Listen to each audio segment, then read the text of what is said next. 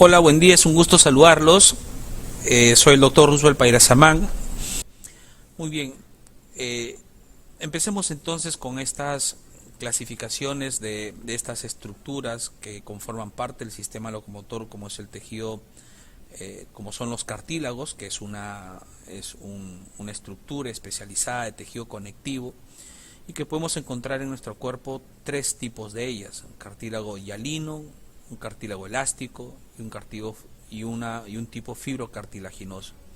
Recuerden ustedes que todo lo que sea tejido conectivo tiene que ver con, valga la redundancia, con conexión, con conectividad. Eso es el tejido más extenso que tenemos nosotros porque permite darle soporte y permite generar interrelaciones entre diferentes estructuras. Y una especialización del tejido conectivo es precisamente el tejido o las estructuras cartilaginosas. Cuando nosotros señalamos de que existen tres tipos de tejidos cartilaginosos, estructuras cartilaginosas, todo esto tiene que ver con la configuración, cómo está estructurado este cartílago. Y obviamente como toda estructura cartilaginosa, pues tendremos a la célula principal de esta, que vendría a ser una célula conocida como condrocito, ¿sí? La cual va a estar rodeado obviamente por una matriz periférica y también va a tener relación con otras estructuras muy aledañas a ellas, como es la matriz interterritorial y una matriz territorial. En todas estas palabras como matrices, recuerden ustedes que la matriz es la parte fundamental del tejido conectivo y esa matriz específicamente está relacionado, nunca se olviden, con fibras colágenas. Y las fibras colágeno tienen diferentes clasificaciones, o hay diferentes tipos de colágeno. Dependiendo de ese tipo de colágeno es que será una estructura cartilaginosa hialina o una estructura fibrocartilaginosa, como las que nosotros hemos mencionado. Entonces la diferencia va a estar básicamente en el tipo de fibra y en cómo están acomodados estas células del cartílago conocidos como condrocitos. Por ejemplo, en el caso del cartílago hialino, pueden ver ustedes en esta fotografía microscópica cómo los condrocitos están rodeados por una capa, por una matriz importante de tejido extracelular de estructuras extracelulares. En el cartílago elástico, aparte de los condrocitos, obviamente por la matriz tendremos también una gran cantidad de fibras colágenas y elásticas que le dan precisamente esa característica. Y el fibrocartílago, pues ya tendremos una estructura mucho más resistente, mucho más sólida, donde a los condrocitos se les rodea con una matriz que tiene características un poquito más consistentes o duras, se podría decir.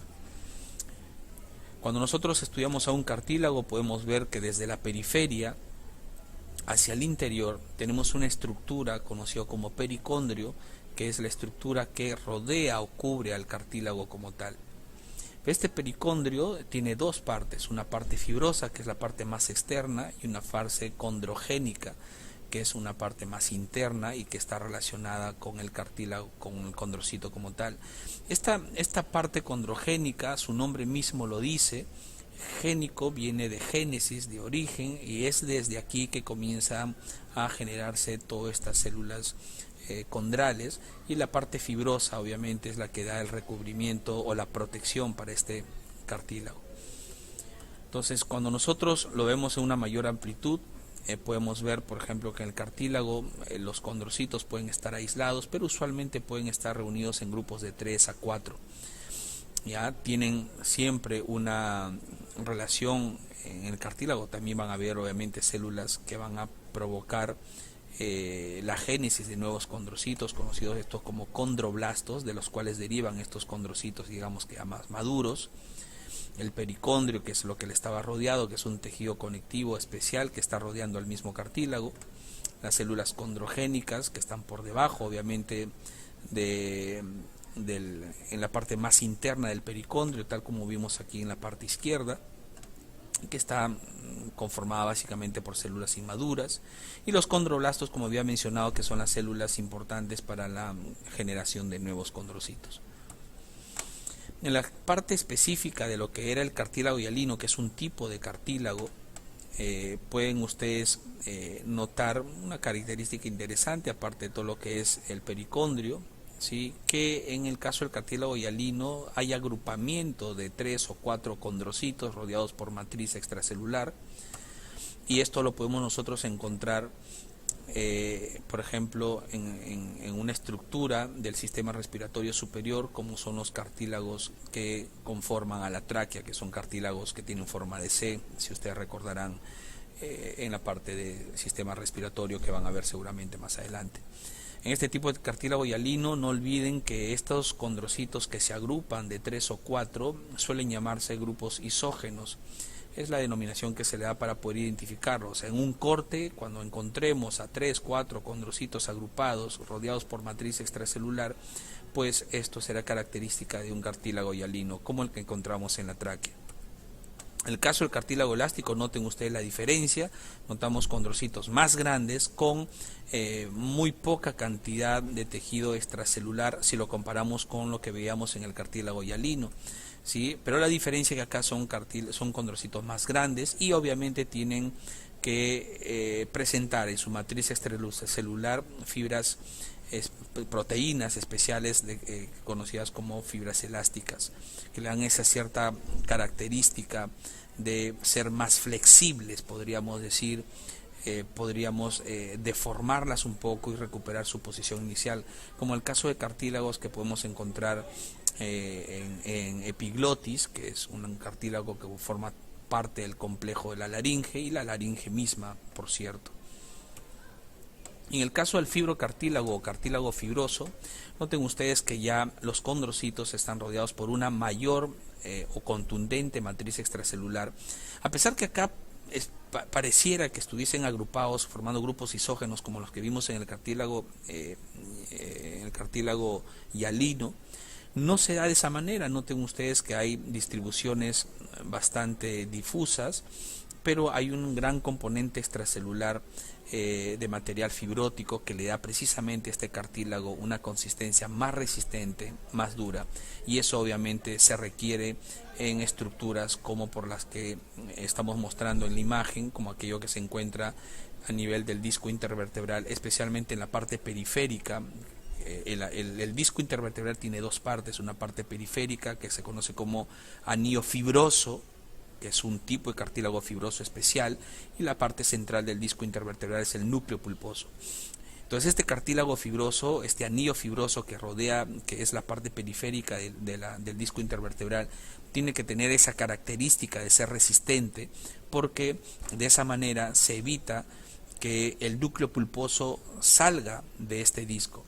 Entonces las personas que tienen un defecto en este anillo fibroso sufren de estos casos de hernias del núcleo pulposo. Entonces si acá se raja, si hay un defecto en este anillo fibroso que está conformado por cartílago fibroso, pues el núcleo pulposo saldrá y generará problemas de compresión en algún nervio espinal.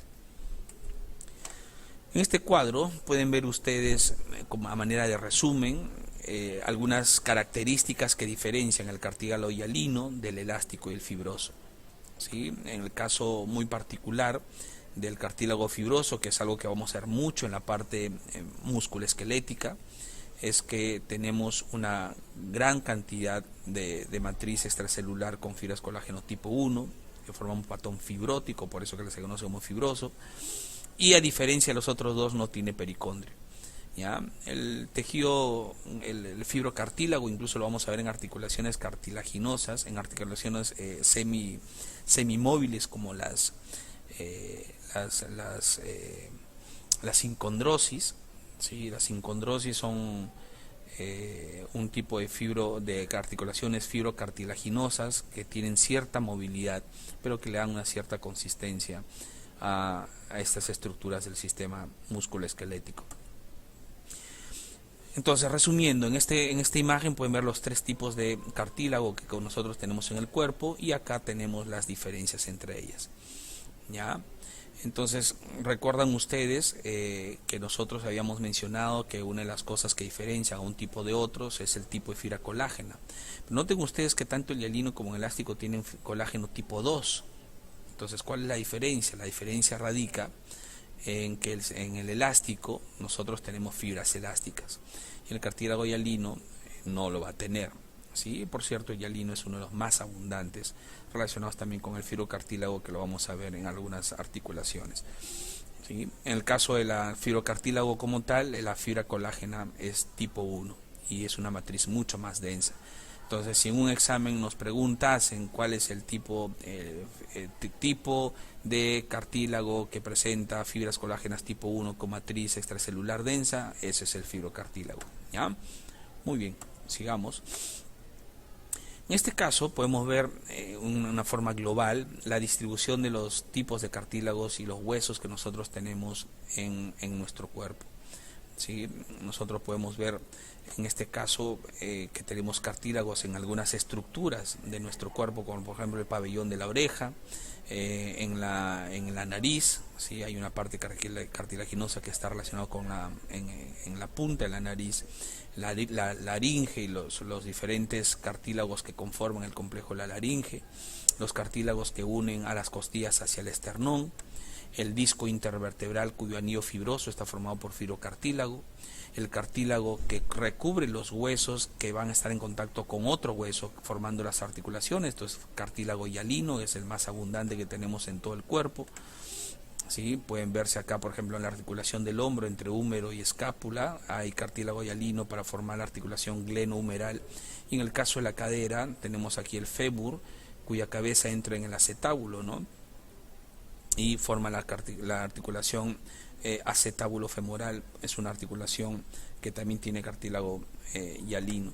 También en la rodilla tenemos un cartílago hialino importante. Entonces noten ustedes que en diferentes estructuras estamos teniendo este tipo de tejido conectivo.